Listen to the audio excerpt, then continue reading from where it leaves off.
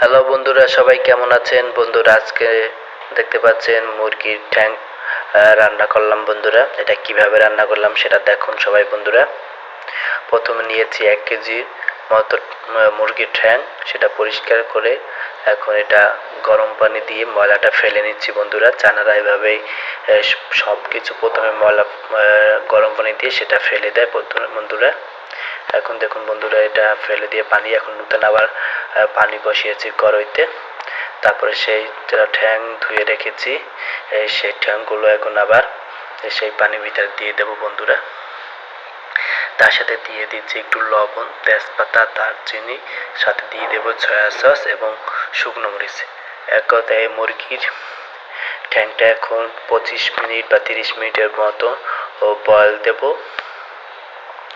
যাতে মুরগিটা সুন্দরভাবে হয়ে যায়। দেখুন বন্ধুরা, এটা সব কিছু দিয়ে বয়েল দিয়েছি প্রায় 25 থেকে 30 মিনিটের মতো।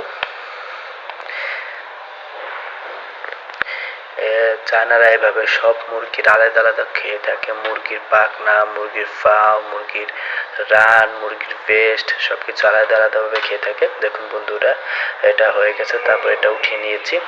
তারপর কড়াইতে দিয়ে দিচ্ছি একটু রসুনের কুচি, মরিচ এবং তিল, সয়া সস, লোকামা, চাইনিজ অনেক পদের মশলা দিয়ে সবকিছু দিয়ে সুন্দরভাবে মাখিয়ে সেই পাউটা ঢেলে দিলাম। তারপর দেখুন বন্ধুরা, কত সুন্দর এসেছে, কালার হয়েছে।